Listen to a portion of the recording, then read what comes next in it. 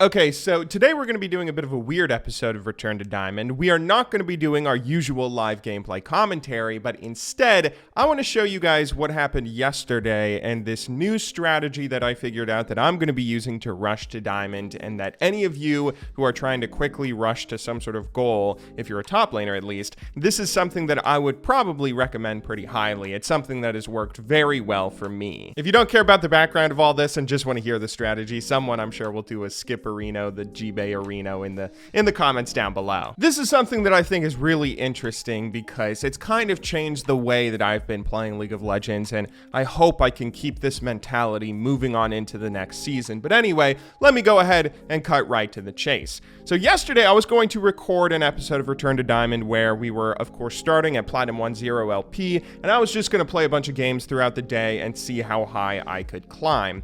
But before I did that, I thought, let's go ahead and do one warm-up game. Typically, I play better when I'm not recording or streaming, so I thought, just play one game, maybe get an easy free win, and I'll, just get a little bit of a buffer away from 0 LP with a nice and easy game where I don't have to worry about recording and playing at the same time. But of course, I'm sure you guys know how that turned out. It did not go well. We ended up going 1-6-2 on Jax. This was just a frustrating game. I had to play against Zoe top lane. Is that a thing? I've never seen that before. Oh my word, that was annoying though. But anyway, okay, that was frustrating. So then I say, let's play one more.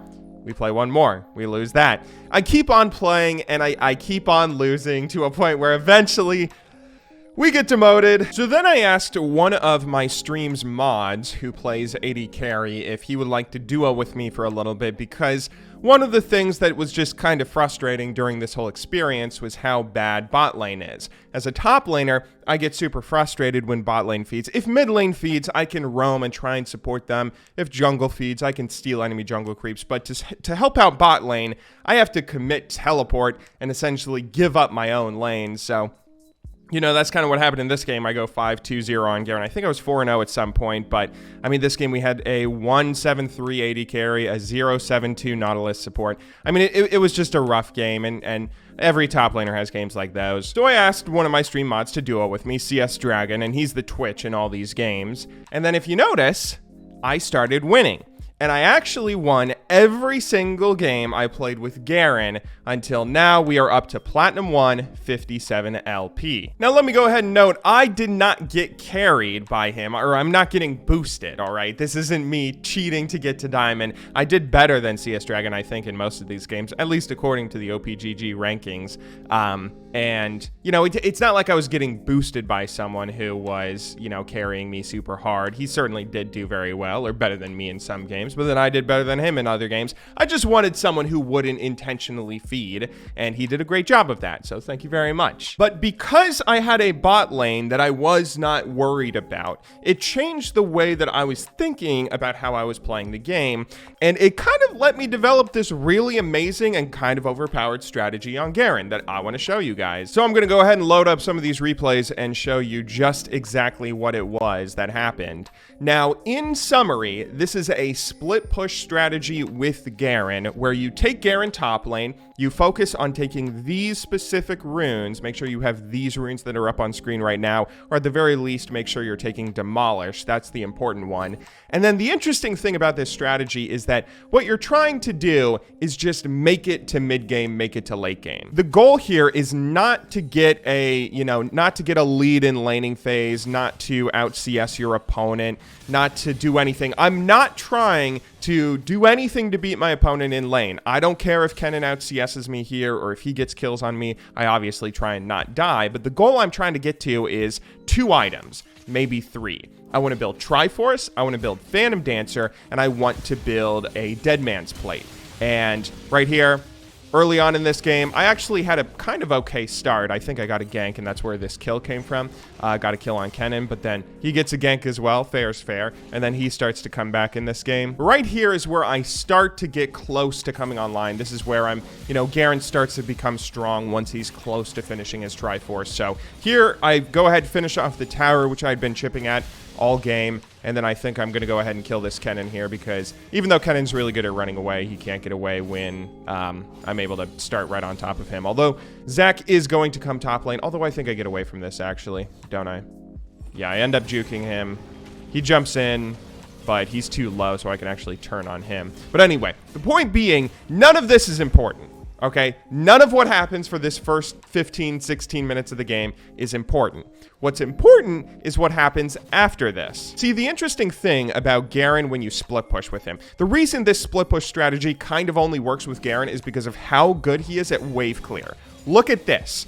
A single E takes out that entire minion wave. And so even though the enemy just saw me show up on the bot lane, they cannot respond to this split push in time. You can see on the minimap, they haven't even pinged me yet. They're too busy fighting mid lane, so they cannot defend that tower. And that might not seem super bad when it's only an outer turret that I'm taking, but you're able to take way more than that when you play this strat. This is really a strategy that it's best for if you're in platinum or below, like anywhere below diamond 4. I don't know if it will still work above that, but people will eventually start to learn how to respond to split push. But for the most part, people in lower ratings have no idea what to do when they see someone on the other side of the map. So right here, there are, what, 4 of them that are respawning right here. And I'm just going to be taking this top tower for free. I'm actually not entirely sure how we killed everybody. I'm 6-3-0 right now, so I assume I got a kill on someone, but you can see how easy and quick it is that you can take towers and punish people for just, you know, not responding to you. Here is where the split push really comes into play. Look at this. So they're on the minimap right here. They are killing everybody on our team top lane. Maybe not everybody, but, you know, they're doing a really good job. I'm splitting bot right here, and they are not going to respond to this at all. Look at this. They're starting Baron, except not all of them are. Their support is split pushing top. They're doing Baron. I'm taking this tower for free. They send Quinoa down here to try and come deal with me, but she can't 1v1 me. That's the thing about Garen that makes him so strong in this matchup, is that he builds attack speed because that's what you want to do on Garen now, right? With the buff to his E, where it scales with attack speed now, you want to build attack speed so you can do your amazing E's and wave clear and everything. But that will also make you really good at taking towers, and it also makes you a big threat when 1v1ing other people. And the reason this is such a good strategy in these lower ratings is because nobody knows how to deal with this split push. Look at this. They are still just trying to figure out if they even want to do Baron. It's down to like a 3rd health, but you know, can they finish it? By this time, our team is respawned, and they can come and deal with them. And I've just taken 2 towers. Now I'm going to take an inhib. I mean, it's amazing how people don't really know what to do when they're facing split push in this rating. And I mean, it's really broken. Look at this.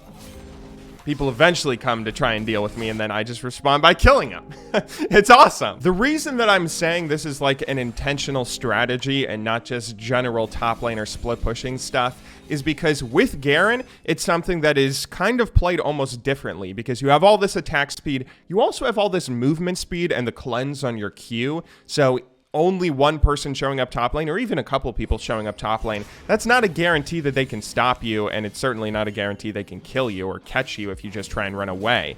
And what you really want to do when you're doing this is get to a point where you are ignoring your team. You don't ever really want to be using your teleport to join your team in fights. Right here, I don't have teleport up, so I'm not able to do it. But you can see, again, my team is fighting here, and I'm ignoring them. I'm just going top lane, going for this split push, taking the last turret that the enemy has, except for Nexus turrets. They, again, take forever to ping it, take forever to respond to it. Finally, it looks like Kennen is now recalling, and he's going to come top lane, but he's not going to be able to stop me from doing this. I'm way too tanky and deal way too much damage to these objectives. And right here, they just killed all my teammates. I have still refused to get away from my split push. I am still split pushing, and I mean, they could potentially win the game here, I think. Do they have Baron? No, I forget who took Baron, but they might have had Baron and it just worn off. I'm eventually recalling, and this is what you want to do. You want to make sure that you're only ever joining fights or grouping with your team if it's a really big deal. So if your presence is going to make the difference between winning and losing the game, then you want to join, and you want to teleport if you absolutely need to, because I mean, look at this. You still have a huge amount of impact when you're playing Garen in team fights, even with this split push strategy and this split push build. I mean, look at it. I'm still insanely tanky, even though I've built like 1 tank item, and I'm killing everybody, and they can't kill me. Boom. I live in everything. It's amazing. I'm obviously only showing the highlights here, so you guys aren't really getting the full picture of everything that happened this game, but I mean, this is a game that you can see was fairly close, 35 kills to 34.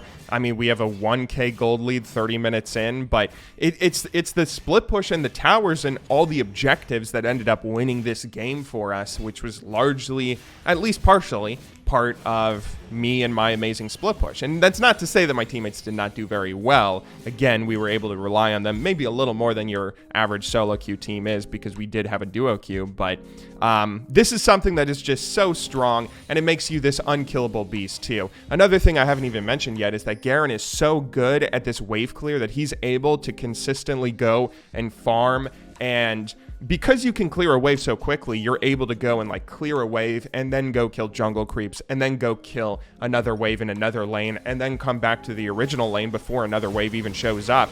And right now I'm at 269 CS to Kennen's 172. I mean, that's kind of insane, right? That is a huge CS lead that I was able to garner, even though, you know, we had a bit of a good early game, but it wasn't anything that kind of deserved this level of snowball. And of course, I think you can see where this is going. We end up winning the game. We finished with a score of 12-6 and something. And I mean, this is something that I think that I'm going to be trying to use in the next couple of episodes to really finish off this journey to Diamond. Excuse me, this return to Diamond.